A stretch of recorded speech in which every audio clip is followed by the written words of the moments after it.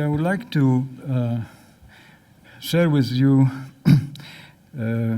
my project called War Veteran Vehicle, which I developed with war veterans in United States, in Poland, in Britain, and in Holland. But the project actually began in the United States, in Denver. Here you can see the image of the vehicle itself. As you can see, the place that is usually reserved for projectile launcher in the back of Humvee, Hammer, it's replaced by projection launcher. Of course, today, anytime you bring a projector in public space, the authorities always confuse it with projectile. But the issue is here to project in order to shake, or at least make more sensitive those facades and blank facades of public buildings and monuments. Perhaps try to at least crack the wall that separates those who know what war is and those who don't. So this is the battle. It's actually the kind of urban warfare. Veterans who come back from war are isolated and separated to the point that actually nobody really hears them or sees them. In fact, only 1% of veterans speak in public, and almost none of their family members do. So even if I have to activate this thing, it's not working. Excuse me? Okay. Yeah?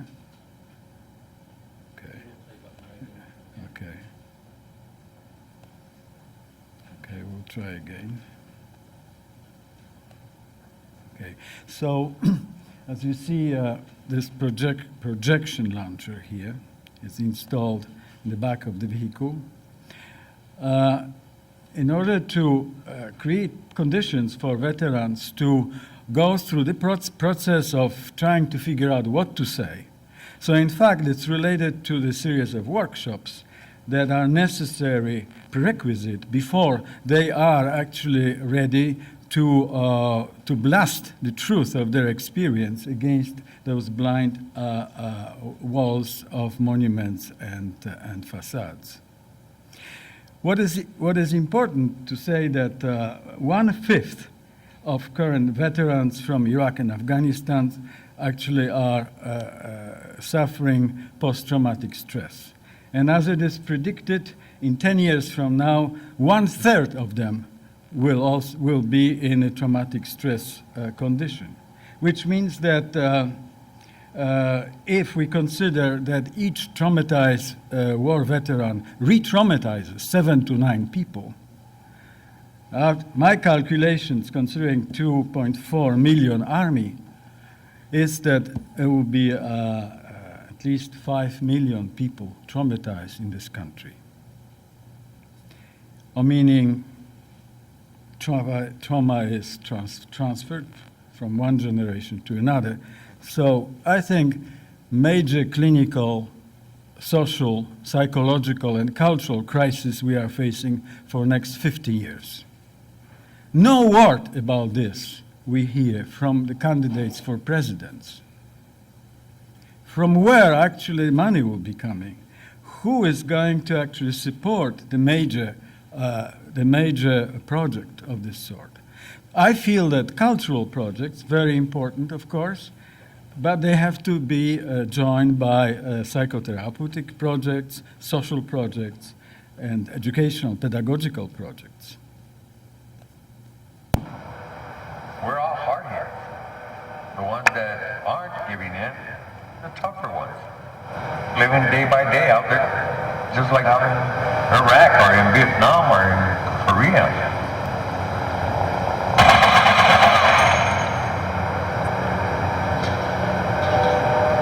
first step to me in solving problems of veterans is not making so damn many of them.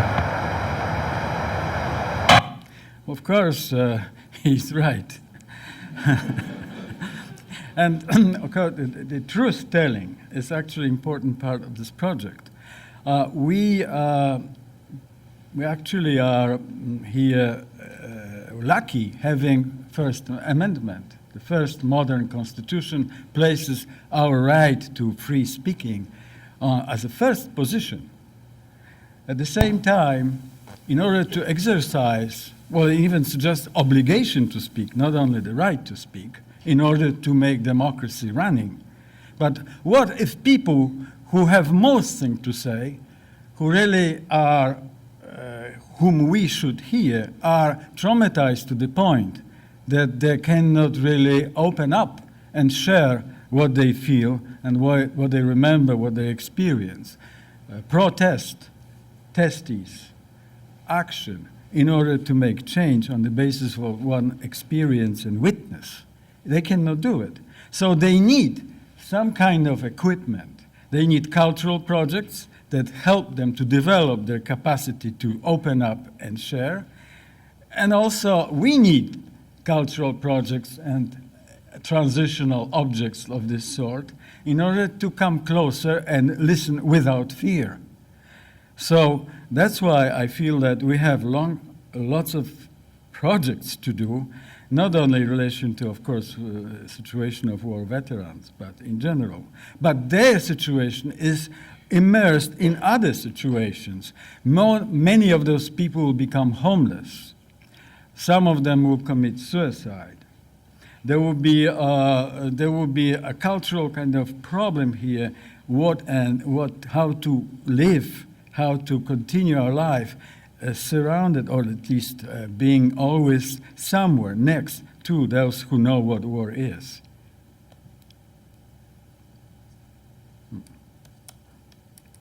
It's not, it's silent. Let's see. We're all hard here. The ones that aren't giving in, living day by day out there. Vietnam or in Korea.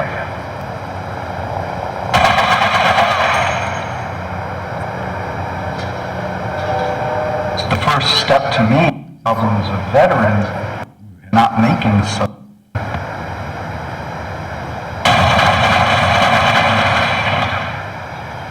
People don't understand what a flashback is. Certain things This is in Liverpool. can bring it out and spoil your day. Or your week or whatever. The sound of a drill and I don't like. Slamming doors, slamming windows.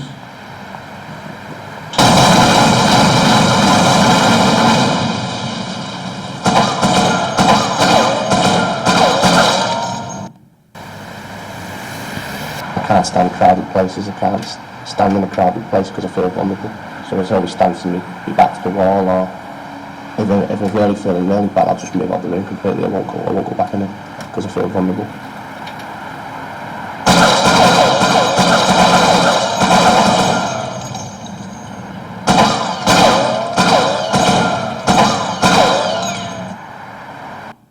So those words. The first step to me in solving problems of veterans is not making so damn many of them. The way they are projected.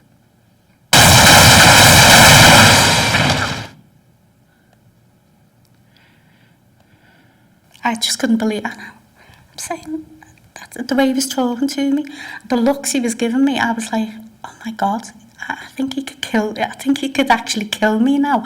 He could put his hands around my throat and strangle me, you know. And I mean, it wasn't nasty. I'd just say, do you want a cup of tea? But the look in his eyes, and I thought, I can't do this. It was just, he could have killed me. Even now he does it to me. And he looks at me as if I'm shite.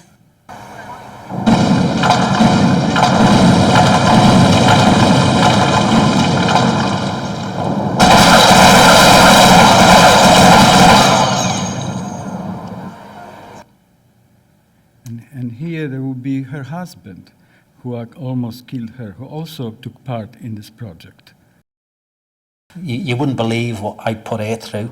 That was from 1982, after I come back. When I went to Germany in 1984-ish, 83-ish, I nearly strangled her. I can't remember that. She said, "You had me up against a wall, Rob." I said, "I can't remember. I can't." And I didn't drink much. Well, I didn't drink. I said, "Can't remember that."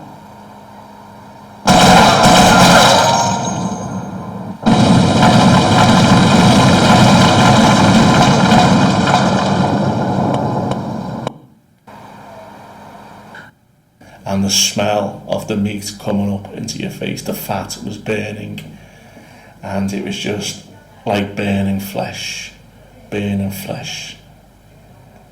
a chef and being cooking with food, I couldn't go in that kitchen and cook on a grill.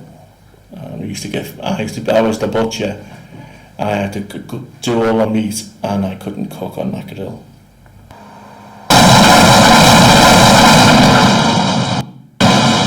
Decyzja o tym, że mąż wyjeżdża na misję. This is in Polish. This projection in Warsaw.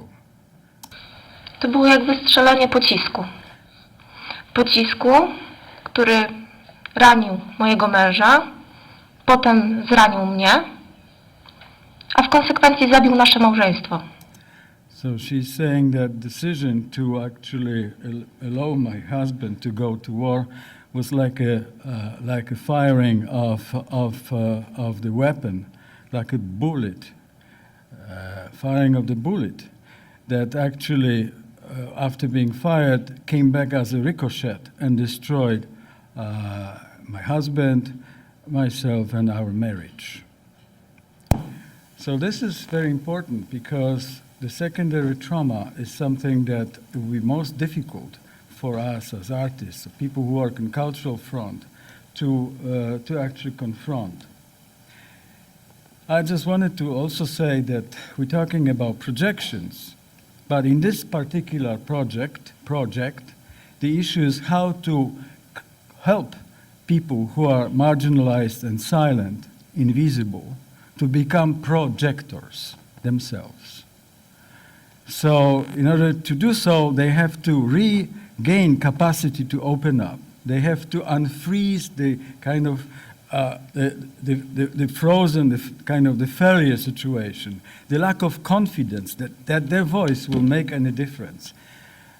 So in that sense, this project, this free speaking project, speech act making project, is both psychotherapeutic, it's both ethical, it's both social, and also aesthetic. Thank you.